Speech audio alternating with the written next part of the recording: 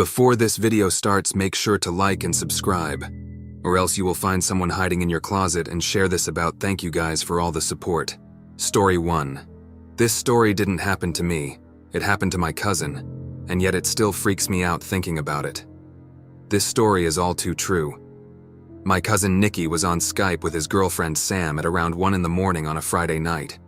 She was asking him to come over and stay the night, but he didn't really want to drive over that late. Sometime into the conversation, Nikki noticed the closet door behind Sam opened a crack. Nikki pointed it out, and Sam turned and looked at the closet. They both ended up ignoring it. It was probably another half hour into the conversation that the closet door creaked open even more. Nikki spotted it again and told Sam that her little brother must be hiding in the closet. She denied it and told him the window was open or something, so there must have been a draft. It was about half an hour later that the closet door completely opened, and somebody stepped out of the closet and walked out of Sam's bedroom. Sam didn't seem to notice, but Nikki got startled from what he just saw. He told her that her little brother was hiding in her closet, but what she said next scared Nikki shitless. She told him that she was home alone that night. Nikki started yelling at the screen for her to lock her door and call the police, and that he would be over there as fast as he could. Sam just started to understand the situation as she turned and saw the closet door completely open. She ran over to her doorway and let out a blood-curdling scream before slamming the door shut, locking it. Nikki drove over as fast as he could while calling the police. When he got there, the front door was left open, so he ran into the house into Sam's room. He knocked down the door and told her it was him, but she wouldn't answer. When the police finally arrived, they busted open the door to find her curled up in the corner of the room in shock. She later told the police that she had seen somebody standing face to face with her at the doorway before shutting the door.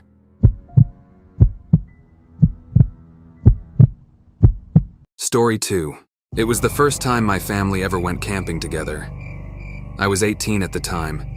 We probably wouldn't have gone if it weren't for my brother and sister, who were still only 11 and happened to be twins. It was mid-July, and I was actually excited to do it. We drove all the way out to the country. We didn't go to a camping site. My dad just parked the car on the side of the quiet road, and we hiked about a mile into the woods until we found a small clearing in the woods. We pitched our 2 tents, one for me and my siblings and one for my parents.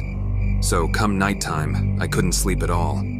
Trying to fall asleep in that sleeping bag was like trying to fall asleep on the grass. I just couldn't get to sleep. I spun around and tried to make myself comfortable for hours. My little brother and sister had been asleep for a long time at that point, and then I heard the sound of the zipper to the tent zipping down. I looked up and saw someone poking their head into the tent. "I couldn't see who it was, Dad," I whispered. Whoever it was removed their head from the inside of the tent. "Dad," I said louder. Whoever it was quickly moved away from the tent, leaving it unzipped. I was so confused. I was sure it was my mom or dad just checking on me, so I crawled out of the tent and walked over to my parents' tent. I unzipped it and crawled inside. My parents were both in their sleeping bags. I shook my dad until he woke up. I asked him if he had just checked on us. He said no. I got chills as he said it. I then woke up my mom, hoping that it was her, but she groggily told me that she hadn't left the tent either.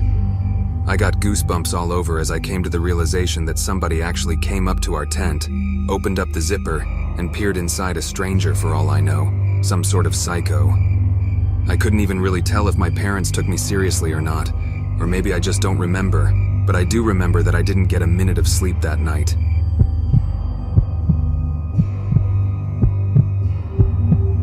Story 3. My parents were on their honeymoon to Key West.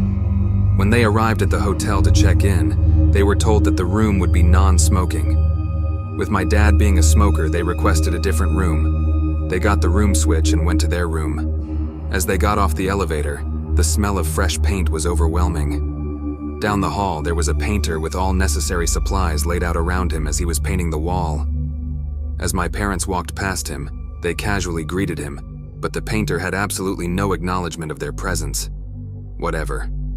When they got to their room, the smell of paint was even worse in there, so bad it wasn't even bearable. They decided to go to the front desk to change rooms. When they explained the situation, the attendant looked very confused and informed them that there wasn't a scheduled paint job on that floor for that day, but agreed to change their room anyway. My parents go back to their floor to grab their luggage, and the painter is completely gone, all supplies cleaned up and gone within 10 minutes, and the smell of paint was completely gone. At this point, my parents were freaked out but didn't think much of it and went to their new room. The next morning on their way to breakfast, they overheard a tour guide talking to a group.